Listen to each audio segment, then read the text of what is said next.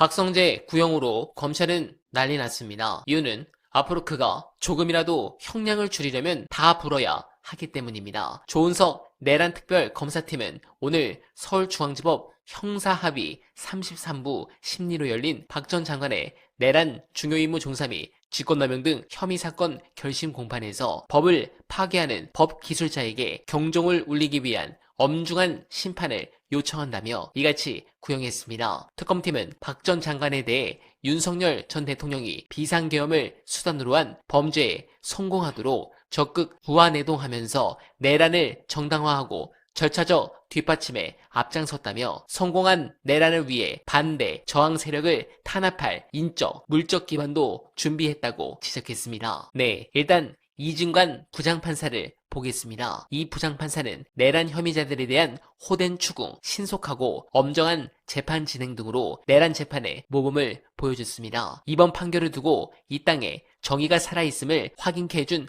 쾌거라는 평가가 나오는 건 단지 한덕수 개인의 내란 관여 사실을 확인하고 단죄했기 때문만은 아닙니다. 더 중요하게는 12.3 계엄이 곧 내란임을 법원 최초로 헌법과 법률의 근거에 분명하게 인정했기 때문입니다. 결국 지기현이도 무죄처럼 판결을 이끌다가 막판에 무기징역을 때린 것은 이진관 판사의 이 판결이 영향을 크게 주었다고 저는 생각합니다. 그런 부분에서 이진관 판사가 박성재의 중형을 선고하고 법정 구속을 시킬 것이 매우 유력한데 차후 해당 판결이 나오면 법조계 역시 큰 영향을 줄 것 같습니다. 그런 부분에서 지선이 끝나는 즉시 조이대를 날리고 제대로 된 대법원장과 훌륭한 이진관 판사 같은 분들이 대법원을 채운다면 점점 좋아질 것 같은데 기대를 해봅니다. 관련해 논리적으로 박성재는 감옥에서 평생을 썩을 수밖에 없는 이유 즐거운 분석 끝까지 봐주시고 여러분들의 생각 댓글로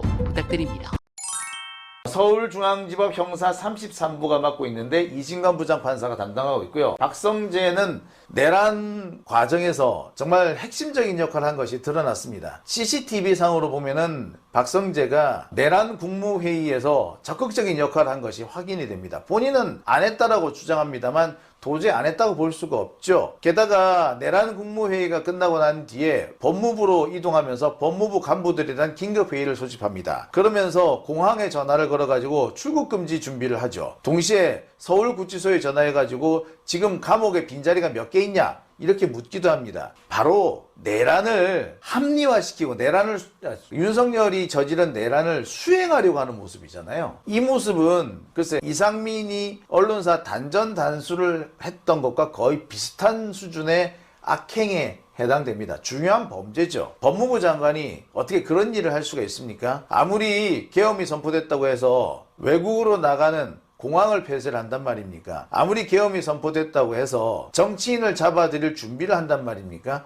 법무부 장관이 그래도 됩니까? 지금 예상으로는 한 징역 20년 정도가 구형되지 않겠느냐 이렇게 보고 있습니다. 그러니까 다음 주 재판을 자세히 보면 이진관 부장판사가 맡고 있는 사건이 꽤 여러 개 있고 이 이진관 부장판사가 맡은 사건이 다음 주에 어떻게 보면 핵심적인 사건이라고 보시면 될 것 같습니다. 박성재에게 이진관은 몇 년을 구형할 것인가? 일단 특검은 20년 정도를 예상합니다만 이진관 부장판사는 그 이상을 선고할 가능성이 높죠. 제가 볼 때 한덕수보다는 조금 작겠지만 징역 15년 이상은 나온다고 봐야 될 것 같아요. 그래서 저는 한 징역 20년 정도, 특검 구형도 20년, 선고도 20년 정도가 되지 않겠느냐.